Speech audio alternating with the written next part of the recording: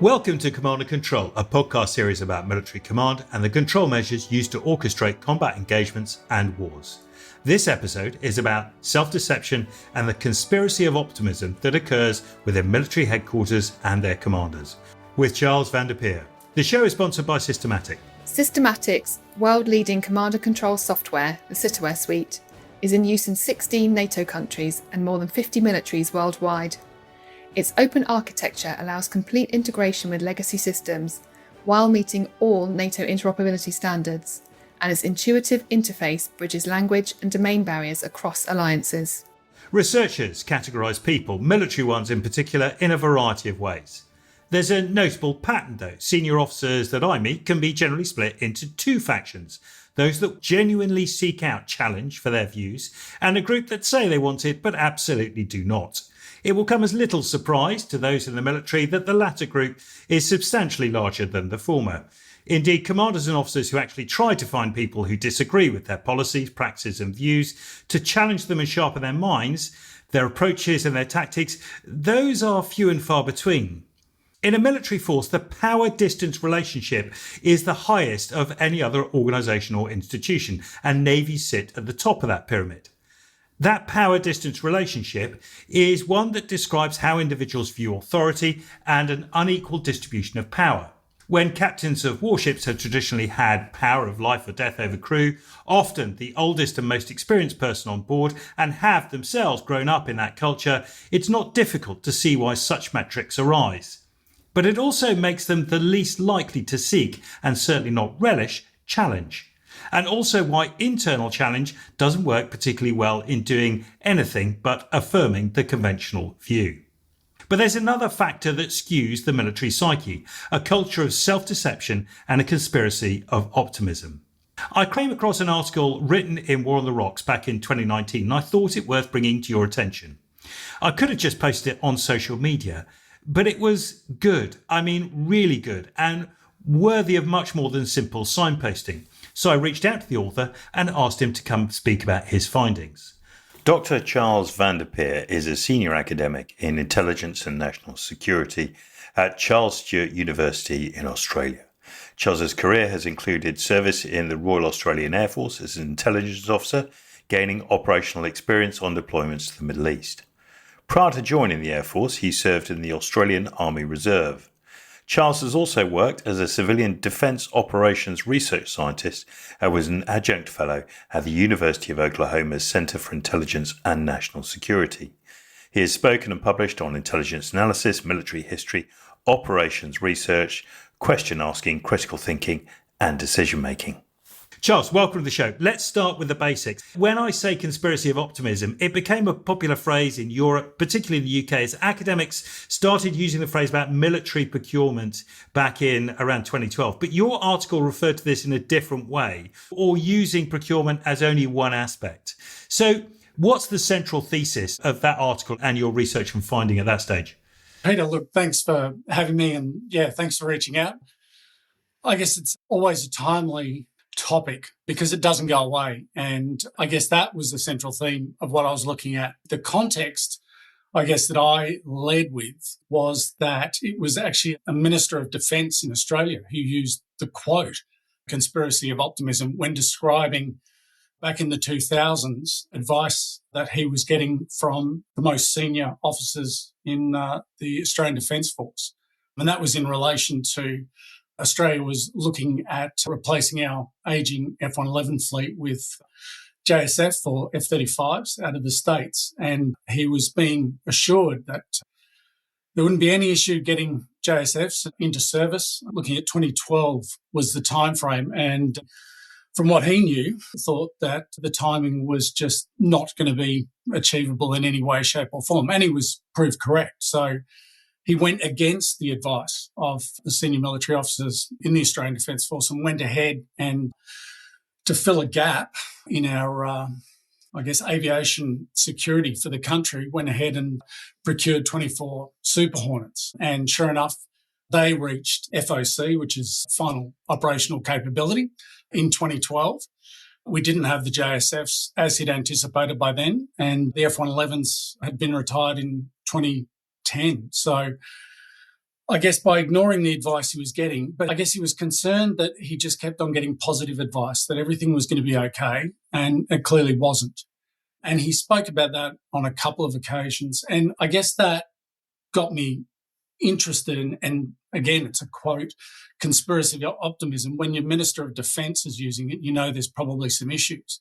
So look, my background is as a military intelligence officer, and we, military intelligence, look at opponents. We look at what their capabilities are, what they say they can do, what they can actually do, what they can bring to a fight, and make assessments and judgments on that. I guess the challenge as, serving military officer is then you start to look at your own side and go, well, hang on a second, if they're making these claims as Red Force, what is Blue Force doing? And you see this as a trend. And I start with a quote from Lieutenant Eyre, who was one of the British survivors out of the expedition into Afghanistan back in the 1840s. And he actually went on to write a book. I mean, the British forces were slaughtered as they made their way back through the Hindu Kush, notably with one survivor. He'd been captured earlier, so he survived. And his observation was, look, despite the situation on the ground in Kabul, the senior officers were going with their wishes, not with facing the reality on the ground. And he said, basically, it was going to be a fearful lesson that would teach them that you can't base operations on your wishes. And of course, that, picking up that story at the time, back in 2019, we were looking at Afghanistan and what was going on there. And I think lots of people had already raised issues. And in the article, I've drawn a lot of sources where we just had this overly positive reporting. And it wasn't just Afghanistan. And in the article, I talk about experiences in Iraq with the British military reporting in Iraq that have been picked up and focused on, where you had the Prime Minister rocking up in the early days of Iraq and senior leaders to find the situation on the ground was very different for what has been reported. And there's this filter system because there was motivation, this self-deception. And Barton Whaley described it as motivated misperception, can see but won't. And because there's that motivation towards we've got to, in the Iraq case, we've got to hand over security to the Iraqi forces. It's placing a lot of strain on the British military, so we need to get out. So what happens is that the news from the ground up, which is, hey, things aren't going well, gets filtered the higher it goes to the point where it's, well, actually things are positive. So you take a positive perspective. And this is an ancient problem that militaries have had. This is not new. And so it's not hard to find evidence of that across wars. And in this case, World War I, I drew on Churchill making the observation that it wasn't even necessarily the most senior officer who was looking for positive spin. It was the perception that the positive spin was the way that it should be reported up, that people wanted to report positively so that that's the way to get promoted. That's what people want to hear. And this motivated misperception going up, even if it turns out that the people at the senior levels might want ground truth, by the time it gets to them, it's usually been filtered so much that what they're hearing is far too overly positive a perspective on the situation. Now, critiques would say, surely, that a can-do attitude in military organisations is the thing that makes the impossible possible. That the spirit of the fighting man is able to carry it forward. That's something to be celebrated. It's something that we should talk about. It's very positive. But the can-do attitude is something very different from this idea of a conspiracy of optimism. The can-do attitude, obviously, it often acknowledges the gritty impossibility of what they're facing on the ground, and despite that goes on and does it. That's not about a conspiracy of optimism at all. I mean, the two things aren't related, surely. No, so when you look at it, the can-do attitude is something that is, hopefully built into militaries, is hopefully built in at the ground up, because what's often asked is quite difficult against a living, breathing, thinking, fighting opponent. So that positive approach of we have to overcome those barriers, we have to overcome those challenges to take the objective to achieve the mission. That's very much, you have to have that positive attitude going forward. But that's very different to denying reality to get there. And I think you see that when you look at, particularly, I guess, at the coalface groups like Special Forces who deal in the reality of, this might go wrong. we have to actually do it. There's the can-do approach. How do we make it happen? How do we actually do it? With that realistic basis of we've actually got an opponent that we have to deal with.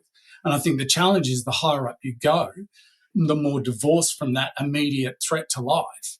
You see this almost a divorce from the reality to expectations and that positive expectations and that positive spin. And so I think that's where the problem starts. And it is a problem because the bigger the gap between your expectations and the reality, the greater the chance for shock. And so one of the authors, and I do encourage people to look at this, Marc Bloch, who is a French army officer and then member of the resistance. So he'd actually been an army officer in World War One and then World War Two for the weeks that the French army lasted against the German onslaught. And after the French had collapsed, he actually went and looked at and wrote a book called Strange Defeat, actually analysing what on earth happened. Why did France collapse so quickly when on paper they were the stronger military force? And he is very honest in that book and provides some really good insights into this disconnect at the senior level between their expectations and the reality of a fast-moving German blitzkrieg, which he also points out. The Germans had taken Poland some 8 months before, so that French actually had a model, and the English had this model of how the Germans could well fight, which they moved quickly with armour at speed. And yet they hadn't used that intervening period to try and close that gap between expectations and the reality of how the Germans were fighting. And Bloch describes a scene, or multiple scenes, but there's one scene that he describes where there's a French general just staring at a map in a headquarters, unable to comprehend the speed of the Germans, unable to make any reasoned decision, and simply just stunned the leadership at the top, unable to support the troops who were doing the fighting at the ground because they'd simply been outthought. So I think that's where the problem is. I think there are aspects of that can-do military attitude that are so important for overcoming tremendous odds and fighting through. But there has to be a narrowing of that gap between that over-optimism that we see so often and the reality of this is going to be a hard fight. And yeah, we can do it, but we're going to have to deal in the reality of a living, breathing, fighting adversary. It's interesting. As you talk, I'm reflecting on, both you and I have worked in headquarters in the Middle East during those periods. And I remember just in 2003, 2004, there was a sense that things were not going well. We thought we'd done okay, but we knew there were some underlying problems that were sort of emerging. The transitions and all that sort of stuff that was going on. And yet that sort of texture, the context of that rarely got reported up to higher headquarters, right? As you say, they got filtered out. Sat in a brigade headquarters, it was really interesting. The command brief would sit down and we'd say one thing and then you read what was reported up to M&D Southeast, and then what was getting passed up and assessed reps from M&D Southeast to both Baghdad and both to the UK headquarters as well, and the other component commanders. And you're thinking, this is not reflective of what we're hearing. It's very different. The language, and you and I both understand, as most of the audience will, military language, it didn't translate. It wasn't like, no, we're doing it in a more subtle way. It just wasn't reported. And I found that a very peculiar way that military headquarters worked in terms of those filters. The commanders heard this stuff, but they deemed it not worthy to report up, or it hadn't reached a catalyst for them to say anything. I always found that very strange. Was that your experience as well? And so I guess my concern is that, and I make this point in the article, most organisations actually know what's going wrong. So people in organisations, whether it's military, whether it's civilian organisations where things go wrong, people in the organisations know and will often attempt to report it and put it forward and get it up the chain. And so I think that's always a problem in that the information is there, but it's not necessarily acceptable, or where there's a need to demonstrate progress and put a positive perspective on it. The information's there, so you pick the most positive source of information, and that simply reinforces that.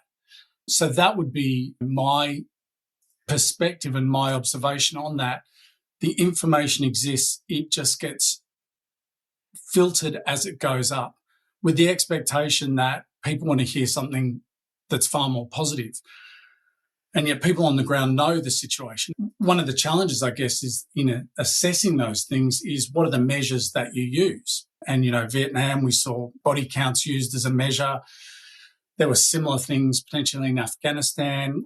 And the problem is in selecting these measures, that can be one of the ways that the information gets filtered. But if you look at something like freedom of movement as a measure, people aren't travelling around in open-top cars freely going wherever they want to or need to. They are going heavily defended, bodied up in body armour, in convoys with all guns and overwatch going on, which is telling you that how do we measure that? That's probably telling us something. We don't have freedom of movement, which tells us that the situation's actually pretty bad.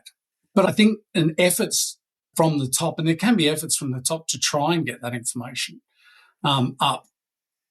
But it's very individually based. And as you talked about at the outset, there are some people who genuinely want and actively seek out that information.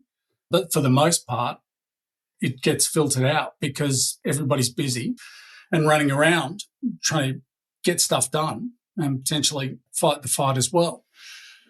I think one of the challenges is that when things are busy, there's that reluctance to ask questions internally. And it's that we don't have time for questions, so let's move on. Well, the problem is if you don't have time for questions, then you really don't have time for thinking.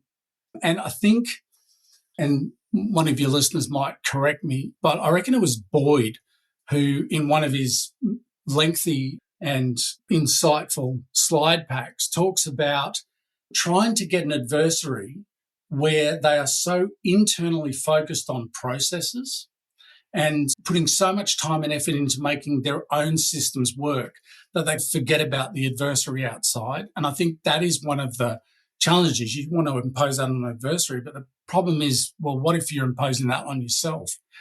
And so this internal focus takes away from, hey, what's actually going on and what's the reality of the situation? I had a discussion years ago with a British former army officer, then operations analyst, and he made the point, he said he was concerned because he'd seen over his career, which had included service in the first Gulf War, he said he'd seen a shift in assessments on exercise and activities from assessing how people thought to assessing adherence to a process. And I think that focus on a process takes away from that critical thinking and that asking questions. And sometimes it's the simplest questions from somebody coming outside and saying, why is this going on? What's happening? But if there's no openness to those questions because people are too busy or there's this unwritten, and it's usually unwritten, expectation for positive reporting, then it gets missed. I'm struck by a number of things there, which I want to come back to, particularly thinking time. But I would say that surely there are times where, and you raise this in the article, that a heavily process-based organisation like the UK military in the 1980s, very focused on process, set staff procedures, set orders process, set cascade of advice and orders coming down from the top and going up from the bottom. And then you get to the Falklands, which is notable for its difference in how it was commanded, run, and its acceptance of the deep level of change. There was no conspiracy of optimism or self-denial of those who went down south in 1982. This wasn't the Soviets, but this was a really, really tough fight. But it wasn't a organisation that had been defeated or honed or was specifically ready for this type of organisation. It's a really interesting part of a group of people who grew up in the Cold War, who were under very formalised orders process and yet approached the Falklands campaign in a very different way. Looking at that and what I've read and researched on it, it did look like, because it was so different and because it was so far away and because they had been caught, British government, British military were surprised by the Argentinian invasion of the Falklands. I think there was that level of reality, an undeniable reality. If we're going to take this back, this is going to be a really difficult fight at the furthest reaches of what we can do. And I think that from the outset really, I guess, guided and informed and shaped the thinking that it was so unexpected and such a different fight. And I mean, they really had very little intelligence on the Argentinians to start with, because it had been a surprise and because it was such a different fight, that they went in knowing it was going to be a big challenge. And I think that helped ground it in reality. I think in that case, you saw the avoidance of that over-optimism bias, because it was going to be such a tough effort, even to pull together a force and get down there. It was difficult. And then as they went down there and taking losses early in terms of ships and challenges, it was difficult. And I think that really kept it quite grounded in the reality of we're not over-optimistic because there is the chance we might lose. And I think when I wrote the article, the US had just put out their defence strategy. And what was encouraging in that defence strategy at the time was, I think the line was, the US has no preordained right to win in a future conflict. And I think it's those realistic statements, and it's trying to push people towards there are no guarantees of victory. And when you start looking at that, and when you start asking tough questions, and what happens if we do not win, that is a realistic possibility, as opposed to certainly the Australian attitude of, she'll be right, it'll be okay. I think there's a lot more of that questioning going on today. So I think that's been a positive. But I think where there's a difficult fight, particularly unexpected and conceptually different and doctrinally different, it wasn't in the case of the Falklands fighting the Soviets. This was something that had not really been anticipated or expected, and it was going to be difficult. That's why you saw, I think, that realistic perspective. And I think you see that, and there's a number of cases. And even in broader conflicts where you have issues where there might be, in some cases, a denial of reality or that over-optimism, despite things not going well, there will still be pockets in there of groups that go, actually, hang on, things aren't going well. So I think within broader militaries, you can see groups and areas that go, actually, this is a tough fight, we're losing people, we need to work out how to do this better. I'm struck by conversations I've had with people in industry, because this is not just a military problem or a peculiarity to military headquarters. Reporting in industry, it can often go the same way, right? That people just want to please their bosses. They send them the good news. They think that the small problems won't grow and that they can be sort of mitigated or ameliorated at a lower level, that it's not worthy to bring these things up to a board level appreciation. And you see this in a number of industries where a number of companies have eventually gone down the pan. They've certainly come up against, major challenges because of this failure to report, the governance cycle being incorrect. And there are a myriad of cases that you can point to, even in political parties. The recent woes of the Scottish National Party in the UK. We're talking about this in June 2026, where there's embezzlement that went on of finances, claiming that it wasn't seen. There was a conspiracy of optimism, if you like, on behalf of society at that stage, just to believe that everything was all right in the party and the organisation of the finances, that all this could be explained. But it is somewhat more serious and peculiar in militaries. Is there a certain facet of military culture that makes this more likely? Is it something that is different to civil society and industry? Is there something special about the military and the conspiracy of optimism? I don't know. I think it's an aspect of human nature. I think it's evident across industries. I think it's more apparent within the military because the costs are so great. And when you lose a military conflict, then it's lives lost, people die. And so it's quite apparent and quite measurable. But I think it's inbuilt in human nature that if you want to get promoted, the goal is be like your boss and report positive information up. Everything's fine. Everything's going well. We're all good. And I think you see that consistently. But you also see it at the individual level as well. And I think there's a great analogy with, the TV show Grand Designs, where you look at how many series they've had. And this is people going to set up their dream home, and series after series, episode after episode, it's always over budget and over time because they're incredibly over optimistic. They just wish away challenges. And that's at that individual level with something they're doing. So I do think it's inbuilt in human nature.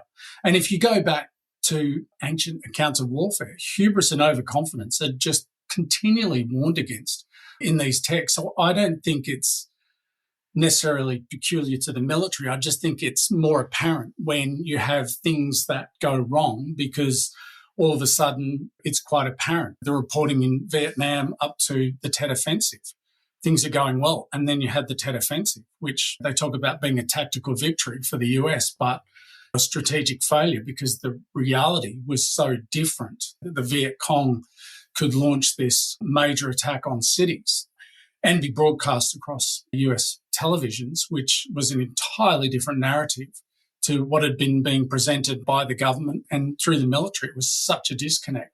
And so that's quite apparent. But I do think this is something we do see consistently. And the military recruits out of society. And so we see this in society. We see this in the military. So I think it's also probably a coping mechanism as well for people.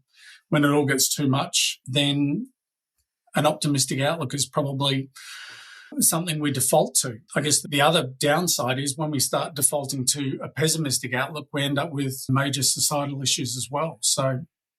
But as we look at all the military campaigns, particularly since, say 1970, there aren't many examples we can point to where we haven't had this optimism bias, where there's been a sort of gritty reality check that is reported honestly up, that politicians and leaders accept. They don't get shocked when they walk into theatre and they go, oh my God, this is so different from what I'd heard about or what I expected.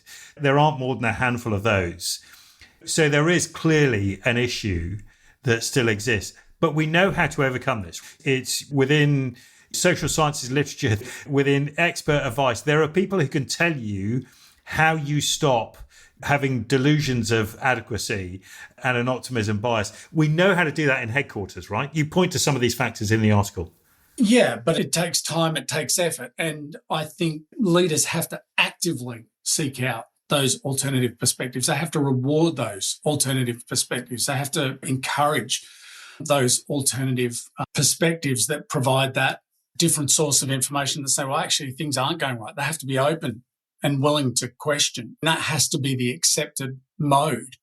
Historically, that has occurred. And the example I pointed to was in the lead up to D-Day, when Eisenhower, one of the US majors who engaged with Eisenhower when he and his entourage were coming round and talking to everybody before D-Day kicked off in the months leading up. And he said, look, dealing with Eisenhower was an exercise in leadership. Eisenhower presented the plan to these officers and then opened it up for questions. Took questions, answered questions. And the major made the point. He said nobody was too junior and no question was too irrelevant. Eisenhower answered them all. But that's comfortable with the plan and that's a willingness. It's also was particularly good because, hey, let's identify the weaknesses early.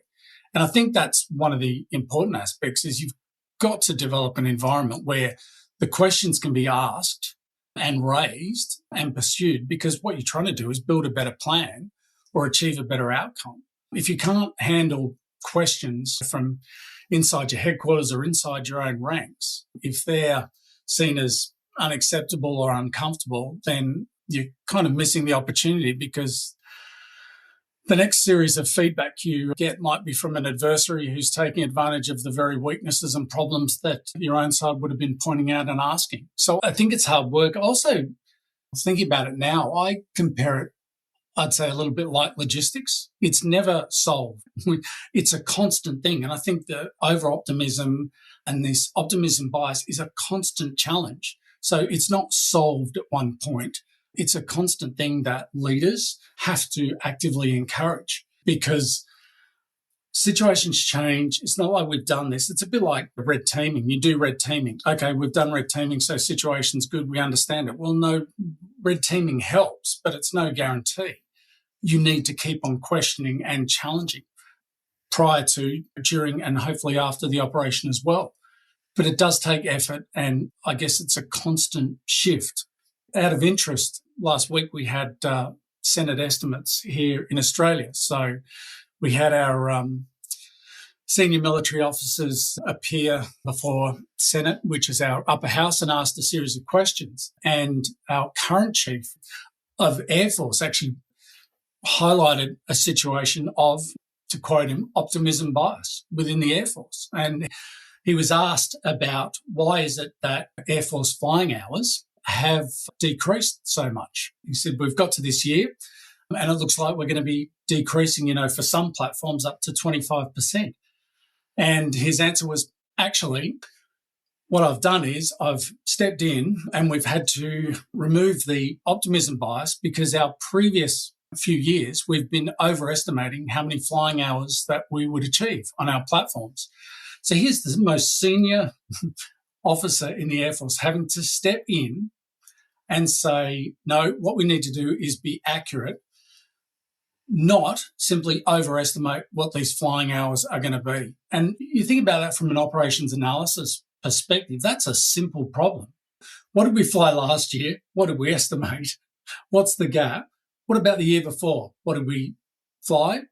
What was our overestimation? Okay, let's present a realistic assessment. That's information, that's a system, that's a process you have control over. There's no bullets flying or anything like that.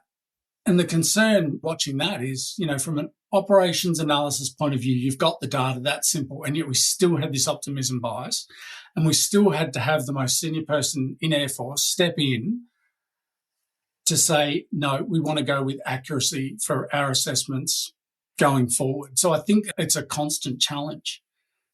I'll highlight something else that I was encouraged about. We had an Australian Deputy Chief of Army, Chris Smith, and there's a 30-minute video it's available online. He gave a speech to the Chief of Army's history conference last year. It's on YouTube. And he just talked about one of the things we need to do is use plain language. He said we need to get rid of managerial terms out of the army, but out of the military, and actually say what we are going to do. We're going to fight to win. We're not going to introduce all these managerial terms. And I think things like that are important. What are you actually saying? Say it clearly. And I think that's where the military can do really well. What is it you mean? Let's all understand it. Let's not adopt all of these other terms or buzzwords from outside industry. Let's talk about what the military does. It fights to win. And I thought that by Deputy Chief of Army was another good effort at trying to make sure that you are dealing in the reality of the situation. But again, that's a constant fight. And if those at the top are, having to fight it, I think it highlights that it is a battle to get the truth, to get up to the top, to make sure people know that they can speak the truth to power, and that's actively encouraged. I'm struck by the idea that commanding officers, whenever they change over and come in, usually come up with this phrase, my door is always open, which to many people is, enough to answer this claim of, if you think I'm doing it wrong, come and see me, come and tell me, I want to know this stuff. But genuinely, that's just not enough. And actually, it doesn't underpin the idea, as you point out in the article, that you need to make the incentives for reporting bad news greater than the incentives for reporting good news. If the commander actually wants to know what the reality is, he needs to hear almost more of the bad news than he does of the good news, right? I think encouraging it is helpful. I don't think you want to be swamped with bad news or good news. I think what you're aiming for is to live in and deal in reality. The open door, I've always got an open door. The problem with that is, and research suggests it doesn't work, because for somebody to go and visit the general, they have to walk past how many other people to get in there. Everybody knows that potentially junior person is going straight there, it actually creates issues. What the research suggests is actually the senior leader needs to go out and meet with the people where they are, where they're comfortable, to say, hey, boss, this is the situation. This is what we're seeing.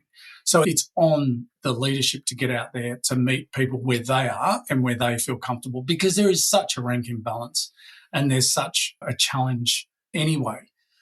So I think it is about moving forward, it's about pushing forward, it's about leaning forward rather than waiting for things to come to you. It's about actively going out and seeking that information in ways that people are going to engage.